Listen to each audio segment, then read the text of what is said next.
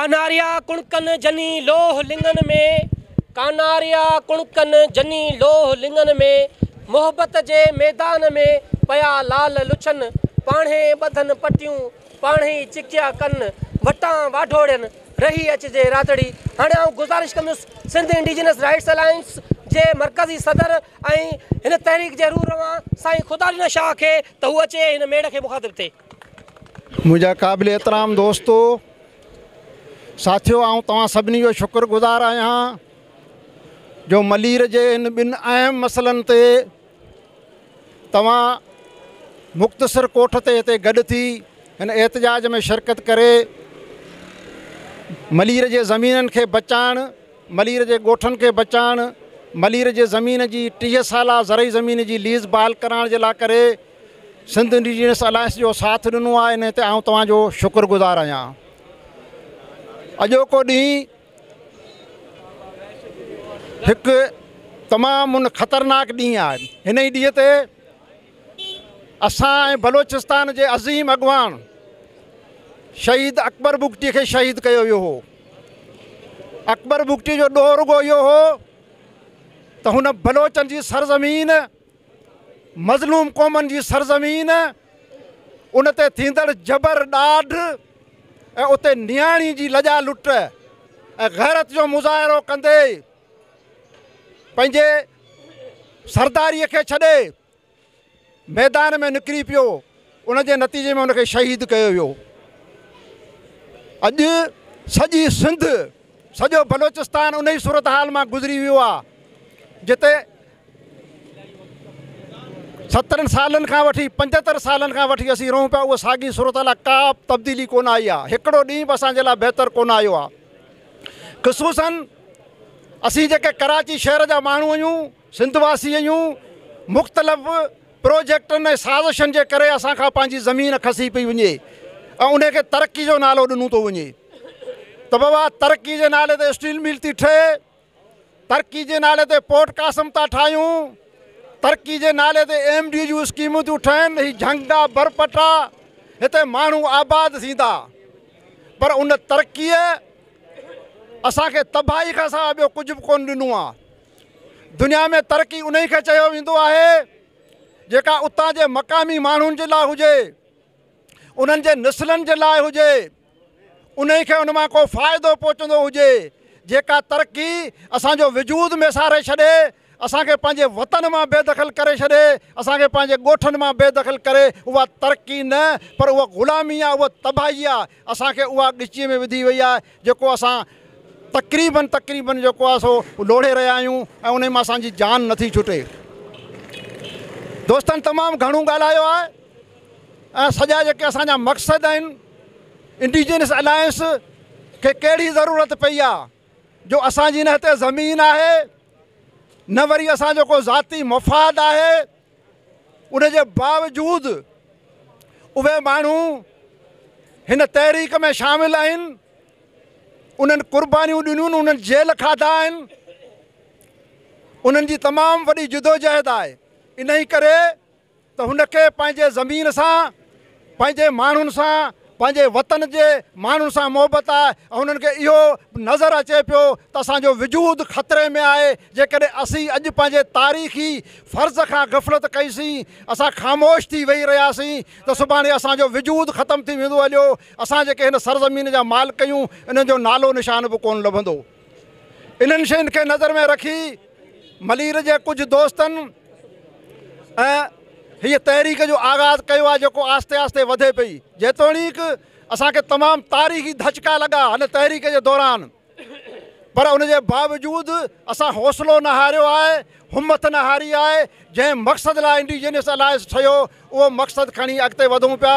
आहिस्ता आहिस्ता असांजे माण्हुनि खे इहा ॻाल्हि सम्झ में अचे पई जेके असां ते खून ख़्वार वतन दुश्मन मनसूबा मढ़िया विया आहिनि, उन्हनि मनसूबनि जी हाणे सभिनी खे ख़बर पई पए। असांजी लीज़ ख़तमु थी वई, असांजे ॻोठनि जी लीज़ बि ख़तमु थी वई आहे। तव्हां इहो न सम्झो त तव्हां जिन ॻोठनि में रहो पिया, इहे ॻोठ तव्हांजा जेके आहिनि सो ॻोठ आबाद स्कीम हाणे बरक़रार आहे, उहा बि ख़तमु थी वई। जीअं सलीम सालार ॻाल्हि कई त कहिड़ा कहिड़ा असांजा क़ानून मुतासिर थिया आहिनि, पाण उन्हनि ते वधीक ॻाल्हाईंदासीं। असांजो अॼु अवां ज़मींदारनि खे ॻोठाणनि खे गॾु करण जो वाहिद मक़सदु इहा आहे त असांखे ॿिनि क़िस्मनि जी जंग करणी आहे।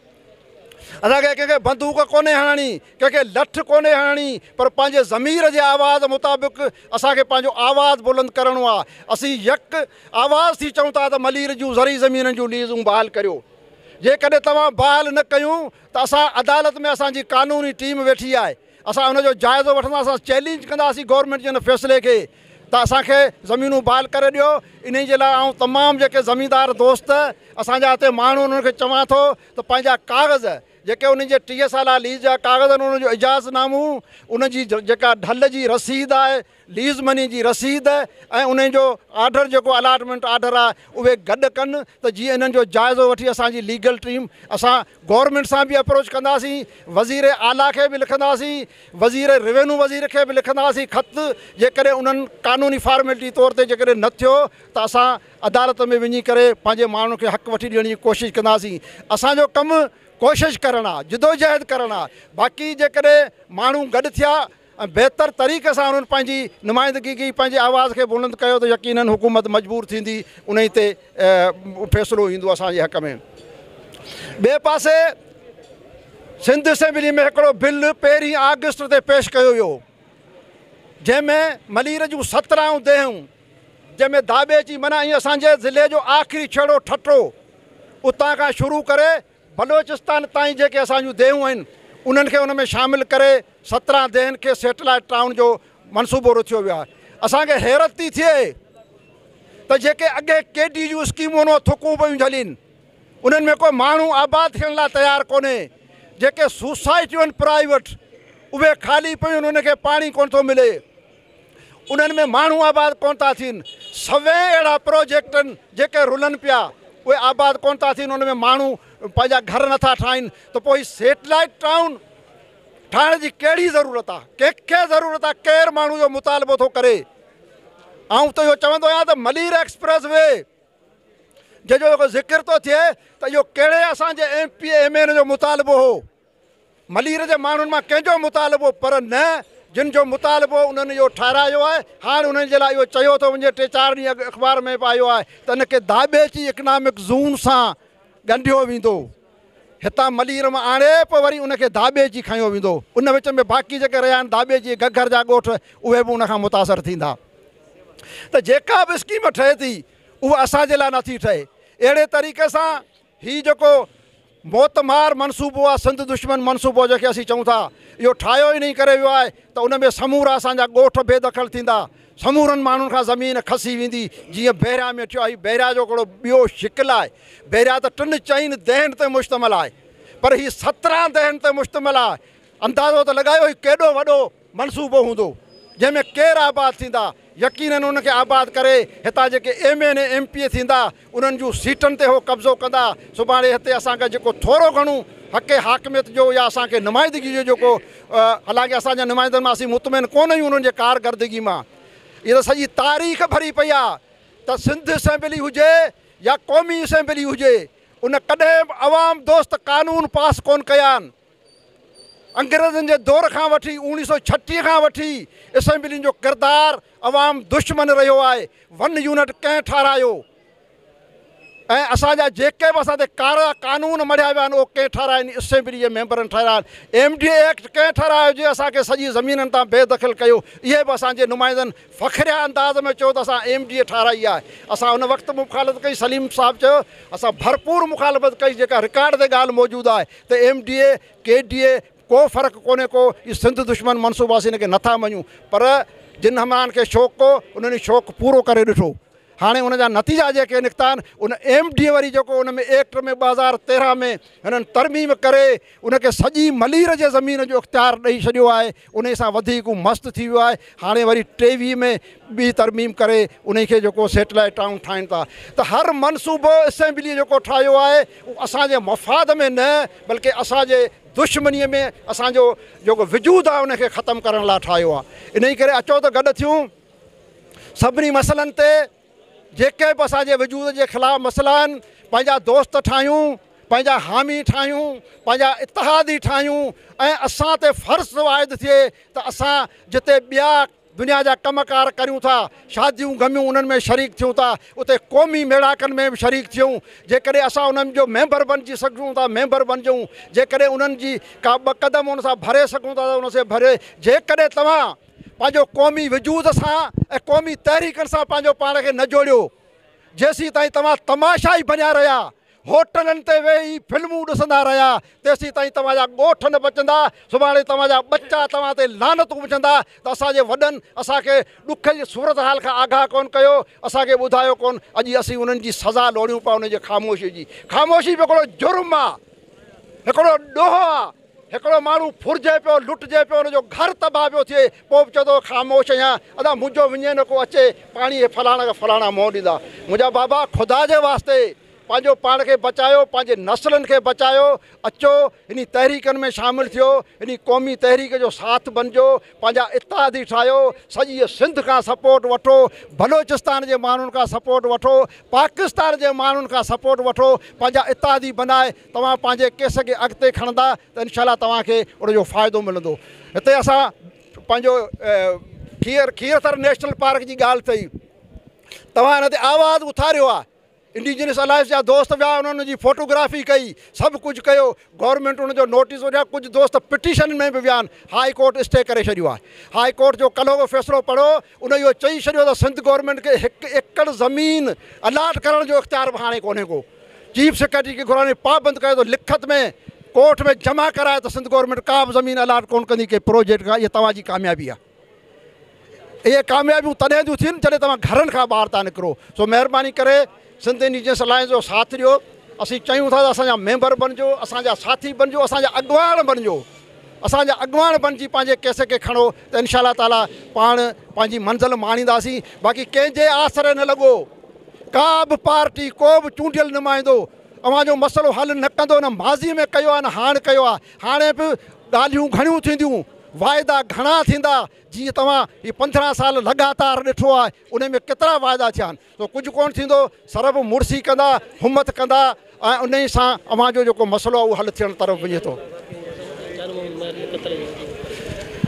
अॼु मूंखे दोस्तनि फ़ोन करे चयो त अॼु तव्हां महिरबानी करे पंहिंजो इजलास जेको आहे सो मुलतवी करियो। कल्ह मूंखे फ़ोन करे चऊं, मूं चयो असांजो 10-15 ॾींहंनि खां वठी इंडिजिनस अलायंस जी मीटिंग में इहो फ़ैसिलो थियल आहे, उन में इन करे मुलतवी असीं कोन था करे सघूं। त उते दोस्तनि चयो त पोइ असांजी शिरकत कोन थींदी, छाकाणि जो असीं जान मोहम्मद महर जी जेका शहादत थी आहे उन ते अॼु प्रेस क्लब ते असांजो एहतजाज आहे, असीं तव्हांखे दावत ॾियण आया आहियूं। मूं हुनखे चयो असां तव्हांजे इन ॾुख में गॾु आहियूं। जान मोहम्मद महर सिंध जो हिकिड़ो बहादुर सचार साफ़ी हो, जंहिंजी असां पहिरीं बि मज़म्मत उनजे क़त्ल जी करे चुका आहियूं, हाणे बि कयूं था। उन जिदोजहद में सॼी सिंध सां गॾु आहियूं, KTN न्यूज़ जे सथ सां गॾु आहियूं। असां उनजी सख़्तु लफ़्ज़नि में मज़म्मत करियूं था, पर असांजी पंहिंजी मजबूरी हुई त असां पंहिंजो प्रोग्राम रखियो, उन करे अॼु उन प्रोग्राम में शरीक कोन थियनि। उनजे बावजूदि असांजा कुझु दोस्त उतां विया हुआ, उन प्रोग्राम में अटेंड करे हिते पहुता आहिनि, के रस्ते में आहिनि, बहरहाल असांजी उते बि नुमाइंदगी थी आहे। साॻिए रीति कल्ह जेको फातिमा फुरोड़ जे हवाले सां ज़ुल्म थियो आहे, त असां सची ॻाल्हि इहा आहे त ज़ुल्म किथे बि थिए थो, केरु बि करे थो। इंडिजिनस अलायंस बहैसियत हिकु इंसान जे जेके बि अहिड़ा इंसानियत जे ख़िलाफ़ु वाक़िया थियनि था, उहो कहिड़े बि क़िस्म जा हुजनि, उन सभु लफ़्ज़नि में मज़म्मत करियूं था। उहो वाक़ियो के मस्जिद में थिए उनजी मज़म्मत कंदासीं, उहो जेकॾहिं के हवेली में थिए उनजी मज़म्मत कंदासीं। असीं गवर्नमेंट खे चऊं था त शफ़ाफ़ तरीक़े सां जांच कराए फातिमा फुरोड़ जे केस में जेके जवाबदार आहिनि उन्हनि खे जेको सो केफ़रे किरदार ताईं पहुचाए, जीअं सिंध में अहिड़ा वाक़िया न थियनि। अहिड़े क़िस्म जा हाणे वारा में बि थियो, असांजो दोस्त उते चना छोकिरी सां 5 ॼणनि माण्हुनि ज़्यादती कई आहे, उन्हनि मां कुझु कातिल पकड़िया आहिनि। त सॼी सिंध में बेहयाई जी बाहिबरी पई आहे, हर जाइ ते अहिड़े क़िस्म जूं ॾाढायूं थियनि पियूं। इहो ॾाढायूं हुकूमत रोके कॾहिं कोन सघंदी, छाकाणि जो ॾाढाइनि कंदड़नि खे हुकूमत जे माण्हुनि जी सिफ़ारिश आहे, कंहिंखे MNA जी, कंहिंखे मिनिस्टर जी, कंहिंखे वज़ीर जी सिफ़ारिश आहे। इन जे करे उहे ॾोहनि मां छुटी था वञनि। पर जेकॾहिं पब्लिक रोडनि ते हूंदी, जीअं अॼु असीं आहियूं, जीअं अॼु असांजा दोस्त प्रेस क्लब ते आहिनि, इहे कल्ह प्रेस क्लब ते हुआ, या सॼी सिंध जेका प्रेस क्लबनि ते या शहरनि में एहतिजाज बि करे इन ज़ुल्म जे ख़िलाफ़ु, त असां उनखे रोके सघूं था। असीं चवंदा असां मुतहरक थियूं, असीं घरनि में न वियूं। असीं पंहिंजी जवाबदारी जेका आहे सा आम कचहरियुनि में जेको भई उनखे वक़्तु न विञायूं, असां मैदान ते अची करे जिते बि उते ज़ुल्म थियो त उनजी मज़म्मत करियूं ऐं ख़ुशूसन पंहिंजे वजूद सां जेके असां ते वार थियनि पिया उनखे बचाइण जी कोशिशि करियूं। ऐं तव्हां सभिनी जो शुक्रगुज़ार आहियां। मूंखे ॾाढी ख़ुशी थी आहे त अॼु मलीर जा असांजा जेके ज़मींदार आबादकार ऐं ॿिया माण्हू जेके कॾहिं बि कंहिं सियासी जलसे में कोन ईंदा आहिनि, प्रोग्राम में कोन ईंदा आहिनि, उन्हनि खे ॾिसां थो मूंखे ॾाढी ख़ुशी थी आहे। ऐं सम्झां थो त मलीर जो शौर जाॻियो पियो आहे। ऐं मूंखे यकीन थो ॾियारियां जेकॾहिं मलीर जा माण्हू जाॻी पिया त मलीर सां हिकिड़ी ज़ियादती इन्हनि जे पे ॾाॾे खे बि ताक़त कोन्हे। तव्हांखे यादि हूंदो त MQM जे दौर में असां जूं 6 देहूं KMC में शामिलु कयूं हुयूं। जॾहिं असां इहो फ़ैसिलो न मञियोसीं, रोडनि ते निकितासीं, केरु असां सां गॾु कोन हो, रुॻो मलीर वारा हुआ। मेमन ॻोठ, दरसाणू, छन्नू, गगर, धाबेची, इन ई जा माण्हू हुआ। गॾा असां गॾिजी जॾहिं प्रेस क्लब ते या वज़ीर आला हाउस ते वियासीं त हुकूमत खे उहो फ़ैसिलो वापसि वठिणो पियो। असांजा रस्ते में वियासीं त असीं उनजा वफ़द बि असां सां मिलिया त बाबा महिरबानी करे अॻिते न वधो, असां इहो फ़ैसिलो वापसि वरितो आहे। पर असां उन्हनि खां ऐलान कराए उन खां पोइ पंहिंजी जिदोजहद खे ख़तमु कयोसीं। त महिरबानी करे पंहिंजो पाण ते भाड़ियो। सराइकी में चवंदा आहिनि अपनी घोड़ त नशा होवे, पंहिंजी मुड़सी पाण कंदा त पंहिंजे वजूद खे बचाए सघंदा, पंहिंजा मसइला हल कराए सघंदा। पर जेकॾहिं इहो चवंदा असांजो मसइलो फलाणो अची हल कंदो, फलाणो अची हल कंदो, भले हाणे हुन पार्टी खे इक़्तिदार मिले थो, अदा इहे पीपल्स पार्टी वारा विया, हाणे केयर टेकर अची विया आहिनि, इहे मसइले खे हल कंदा। इहे सभु जेके आहिनि से कंहिंजे न कंहिंजे कंट्रोल में आहिनि। इहे पिठूं आहिनि, इहे तव्हांजे ख़िलाफ़ु साज़िशूं कंदा, तव्हांजे वजूद जे ख़िलाफ़ु वारूं कंदा, जीअं माज़ी में थींदो रहियो आहे। वॾी महिरबानी तव्हांजी। सभिनी दोस्तनि जी महिरबानी जेके वक़्तु कढी हिते आया ऐं ही जदोजहद जी शुरूआत आहे। जल्दी ई सिंध इंडिजिनस राइट्स अलायंस पारां मलीर ऐं सिंध जे ॿियनि अहिड़नि दुश्मन मनसूबनि जे ख़िलाफ़ु जेको आहे जदोजहद जो सिलसिलो असांजो जारी रहंदो। उमेदु आहे त उन जदोजहद जो तव्हां ज़रूरु हिसो ॾींदा। महिरबानी। हिकिड़ी सेकेंड मूंखां हिकिड़ी ॻाल्हि रहिजी वई आहे त असां अॼोके हिन एहतिजाज खां पोइ हिकिड़ो त इहो करूं त क़ानूनी तौर ते ज़मीन जे लीज़ वारे मसइले खे अदालत में चैलेंज करियूं, गवर्नमेंट जे प्लेटफॉर्म में चुल करियूं। ॿी ॻाल्हि त असां पब्लिक में वञण जो बि सोचूं पिया। असां पंहिंजी मीटिंग करे तमामु ॻोठनि में कार्नर गॾिजाणियूं बि कंदासीं, जिते जलसे जी ज़रूरत हुते जलसा बि कंदासीं ऐं माण्हुनि वटि वेंदासीं त जीअं माण्हुनि जी वधि में वधि हिमायत हासिलु करे असां हिन तहरीक खे मुनज़म करियूं ऐं पंहिंजे मसइलनि खे अॻिते वधाए सघूं। अव्हांजी महिरबानी।